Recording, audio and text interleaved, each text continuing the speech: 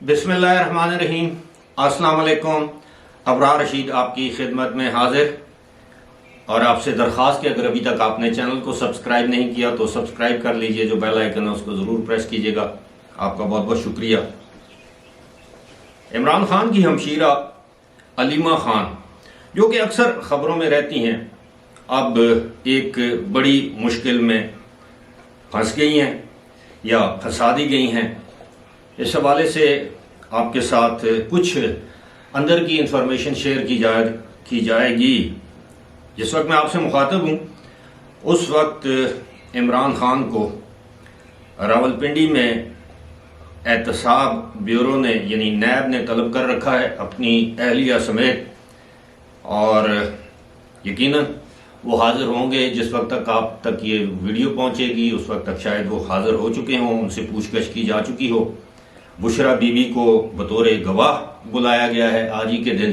अब देखते हैं वो पेश होते हैं नहीं होते, लेकिन जो दूसरा मौजू है वो ये है, उसी से मेरा ख्याल आगाज़ करते हैं। अलीमा खान के मामले पर बाद में आ जाएंगे। जो दूसरा मौजू है वो ये है कि क्या 9 मई वाकई पाकिस्तान का 9/11 है?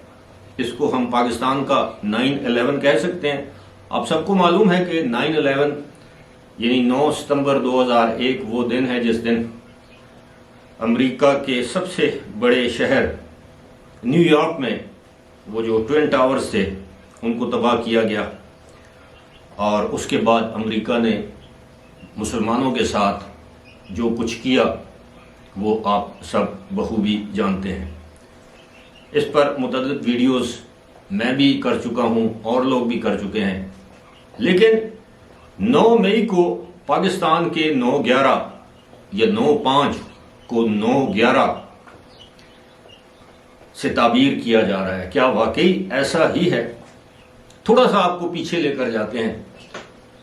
2014 में इमरान खान के धरनों के दौरान पाकिस्तान के सबसे मोहतरम सुप्रीम यानी mother of all institutions parliament पर हमला किया जाता है।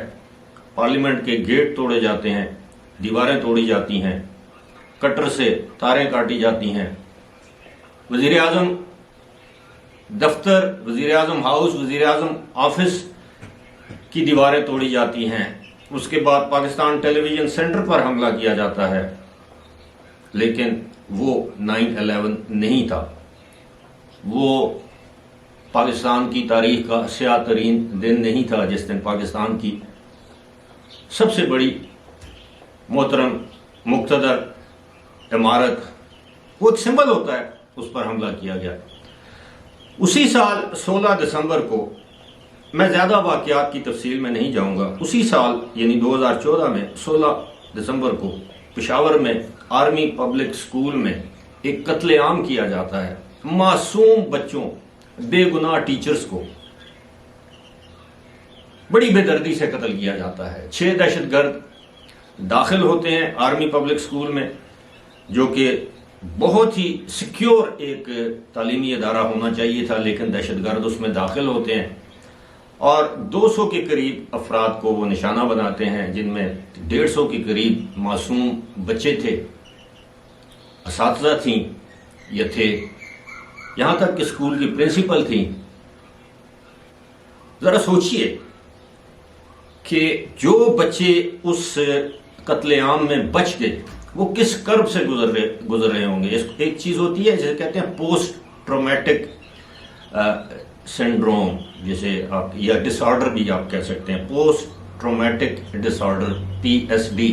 यानी आप एक सानहे से बच जाएं, लेकिन उसके बाद आपके दिमाग पर क्या कैफियत होती है, क्या सोच होती है, आप किस तरह के कर्ब से गुजरते हैं, आपको कैसे कैसे ख्वाब आते हैं, आप हर वक्त खौफज़दा रहते हैं। ज़रा सोचिए उन वालिदैन का जो रोज़ाना किसी के बच्चे को स्कूल जाते हुए, वो वालिदैन जिनके अपने बच्चे इस सानहे में शहीद हुए, और वो जब देखते होंगे कि दूसरों के बच्चे स्कूल जा रहे हैं। आज अगर उनके वो बच्चे ज़िंदा होते तो यूनिवर्सिटीज़ में होते, कुछ की शादियाँ हो चुकी होती, क्योंकि इस वाक़े को भी तकरीबन 10 साल गुजर गए। कुछ आला तालीम के लिए बैरून मुल्क जाते والدین کی خوشی کی انتہا نہ ہوتی، لیکن آج وہ والدین کس کرب اور کس صدمے سے دوچار ہیں۔ ذرا سوچئے کہ اگر یہ سانحہ خدا نخواستہ آپ کے ساتھ، میرے ساتھ ہوا ہوتا، ہمارے جذبات، احساسات اور خیالات کیا ہوتے۔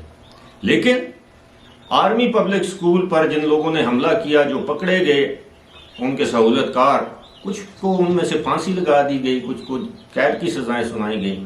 لیکن یہ بھی ایک تلخ حقیقت ہے کہ احسان اللہ احسان، جس نے سارے منصوبے کی منصوبہ بندی کی تھی، اس کو گرفتار کیا گیا، جو اس وقت طالبان کا ترجمان تھا، بعد ازاں وہ ہمارے سیکیورٹی اداروں کی حراست سے فرار ہو گیا یا اسے فرار کروا دیا گیا۔ ذرا سوچئے اس کے بعد اسی حملے میں ملوث، اس طرح کے بے شمار دہشت گردی کی کارروائیوں میں ملوث دہشت گردوں کو عام معافی دی جاتی ہے، انہیں جنگجو، بھٹکے ہوئے جنگجو قرار دے کر خیبر پختونخوا کے مختلف علاقوں میں آباد کیا جاتا ہے۔ تو یہ سب کس نے کیا؟ کیا ان لوگوں کے خلاف بھی کارروائی ہوگی؟ کیا 16 دسمبر پاکستان کا 9/11 نہیں تھا جس دن قتل عام ہوا؟ ویسے بھی 16 دسمبر سقوط ڈھاکہ، اس دن مشرقی پاکستان مغربی پاکستان سے جدا ہو گیا۔ یہ تو ہمارا ایک تاریخی المیہ ہے، لیکن وہ 9/11 قرار نہیں دیا گیا۔ 9 مئی کو یوم سیاہ منانے کا اعلان تو کر دیا گیا اسٹیبلشمنٹ کی جانب سے بھی، حکومت کی جانب سے بھی، لیکن ہمارے ملک کی تاریخ میں اتنے یوم سیاہ ہیں کہ آپ کس کس دن کو یوم سیاہ کے طور پر منائیں گے؟ میں تو یہ سمجھتا ہوں یہ سارے یوم سیاہ، یعنی سقوط ڈھاکہ، وہ جو 5 جولائی 1977 کا martial law, 4 April 1979 Zulfiqar Ali Bhutto کی پھانسی، 16 دسمبر وہی سقوط ڈھاکہ، اور آرمی پبلک سکول کے جو طلبہ پر جو ظلم و ستم کے پہاڑ توڑے گئے، والدین پر، اساتذہ پر، وہ، اور 9 مئی، یہ 5 دن اکٹھے کر کے ایک دن یا 2 دن آپ کہہ لیں کہ جی ہم ایام سیاہ مناتے ہیں، اور مستقبل میں ہم وعدہ کرتے ہیں، عہد کرتے ہیں کہ اس طرح کے ایام سیاہ ہم اپنے ملک میں، اپنی زندگی میں، پاکستان میں رونما نہیں ہونے دیں گے۔ تو تب بات بنتی ہے، ورنہ تو آپ نے دیکھا کہ سنا کہ وہ 6 جنوری 2021 کو ٹرمپ کے حامیوں نے بھی پارلیمنٹ پر حملہ کیا تھا، لیکن ان کے ساتھ کیا سلوک کیا گیا؟ آج دن تک فوری طور پر گرفتار کیا گیا، شوٹ ایٹ سائٹ، لوگوں کو مار دیا گیا، 3-4 لوگ اسی وقت مار دیے گئے۔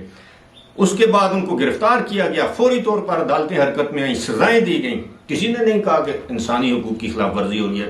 اس وقت کے صدر آج بھی اس پر مقدمے کا سامنا، بلکہ مقدمات کا سامنا کر رہے ہیں۔ تو لہذا اس میں کوئی شک نہیں کہ GHQ پر حملہ انتہائی قابل مذمت فعل ہے، اس میں کوئی شک نہیں کہ آرمی تنصیبات، ملٹری تنصیبات، کور کمانڈر ہاؤس پر حملہ کرنا،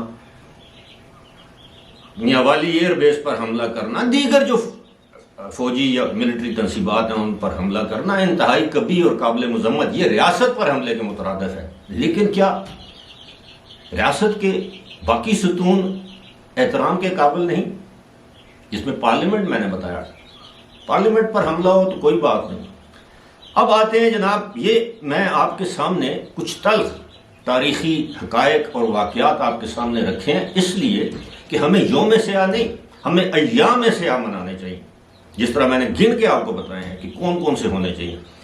اب جناب ہمارے جو سابق وزیر اعظم ہیں، ان کی ہمشیرہ علیمہ خان تو ہمیشہ خبروں میں رہتی ہیں۔ ویسے تو عمران خان کی 4 جو ہیں وہ بہنیں ہیں، جن میں سب سے بڑی جو ہیں وہ روبینہ خانم، وہ امریکہ میں مقیم ہیں۔ اس کے بعد علیمہ خانم ہیں جن کی میں بات کر رہا ہوں، پھر رانی خانم ہیں، پھر روبینہ خانم ہیں۔ تو یہ 4 بہنیں ہیں، لیکن خبروں میں ایک بھانجا رہتا ہے اور ایک بہن رہتی ہیں۔ اور اب میں آپ کو یہ بتاؤں کہ یہ جو بھانجا ہے حسان نیازی، یہ علیمہ خان کا صاحبزادہ نہیں ہے، یہ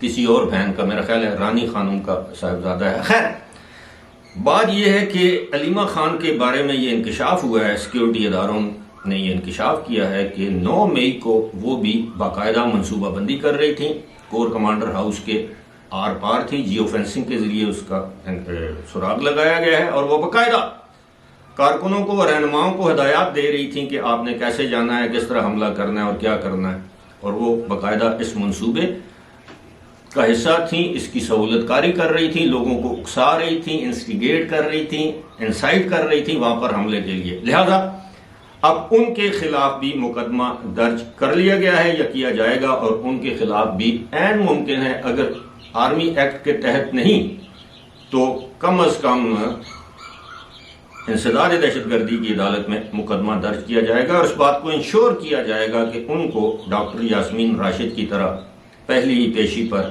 بری نہ کر دیا جائے۔ فی الحال اسی کے ساتھ مجھے دیجیے اجازت، خدا حافظ۔